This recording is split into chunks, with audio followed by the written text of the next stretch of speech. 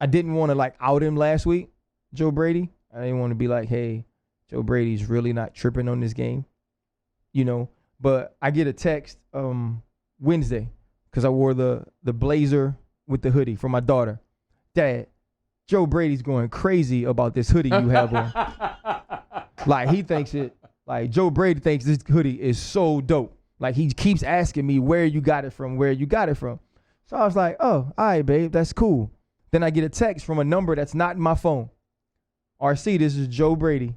I gotta get one of those blazers, bro. Like that joint's cold.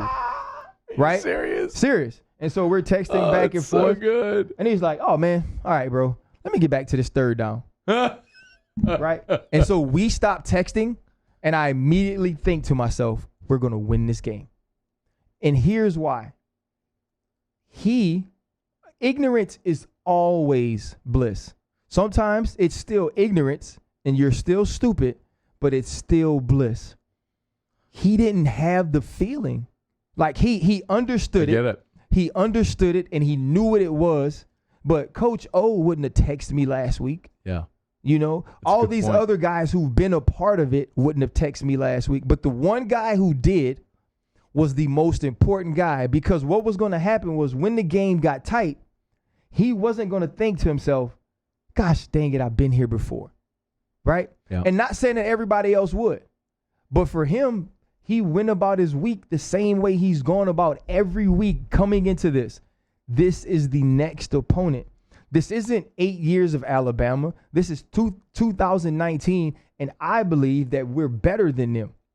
So why do I need to get tight? Why do I need to change how I feel, how I think, how I move around? Because the way I've been moving around has us as the best team in the country. And then when it did get tight and we couldn't stop Alabama, and Alabama figured out, all right, we can't cover them. We got to blitz him and get it out of their hands. That's why Clyde becomes so valuable, because we're getting the ball out of our hands and he's making people miss. Right? We're throwing the ball short of the first down. We have to make plays to get it. And we're getting it because they're forcing us to do certain things, and we have better players. And we just kept doing what we do. And I just think that is invaluable. Yes, him being a great coach, a great X's and O's tactician is important, but him not blinking in times where we have blinked. Him not saying, oh gosh, oh, Nick fixed his teeth. He's on Affleck commercials.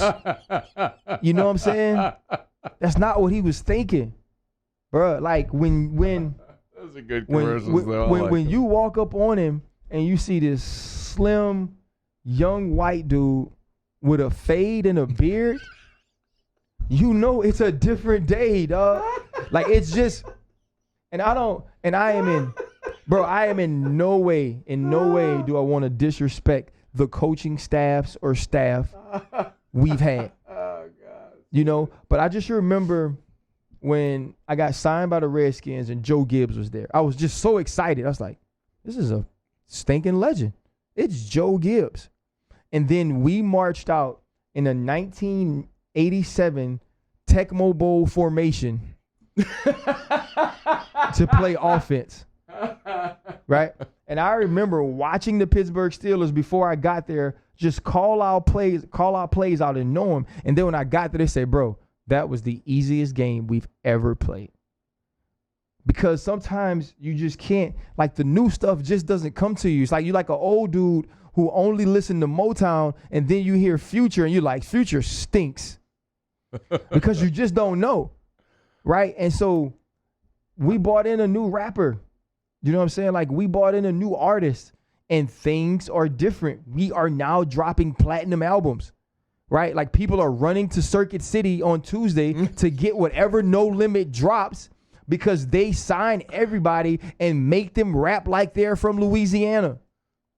And like the best thing about it, bro, is that it's Burrow and the Boot Boys. Like the thing that excited me about watching that offense was, yeah, Joe Burrow, and I heard Jonathan Wells, oh, you're welcome. Oh, Jonathan, shut up. You're not welcome, right? You were 28 and playing for Curtis, and y'all beat us. I still don't like you. So Joe Burrow is from Ohio. He transfers here. The four dudes that make plays, the 4 dudes, now I mean you add Thaddeus Moss because he was huge. I don't want to discount him. But Jamar Chase, Justin Jefferson, Clyde Edwards-Helaire, Terrace Marshall, all from our state. And on the other side of that, the best wide receiver from their team on Saturday, also from our state. Mm-hmm. Bro, it was fascinating. It was something that made me proud to watch our boys go out there and play that game. And I'll be honest, like, had they lost and played that way, I still was okay. Because we fought, we competed, like we stood toe-to-toe with another great team, not with Alabama, right? Because it's not Alabama's history we were playing. We were playing another top 5 team in the country, and we outplayed them. And every time this team is needed to make a play, they've made those plays. And I think, I know we get caught up in the excitement and we're enjoying it, but we should also appreciate it. We should also understand that what we're seeing this year doesn't mean every year is just going to be like this. So we have to appreciate it and say, you know what, this is special, and enjoy every single minute of it and move forward, understanding that we're seeing something that's never happened at this school.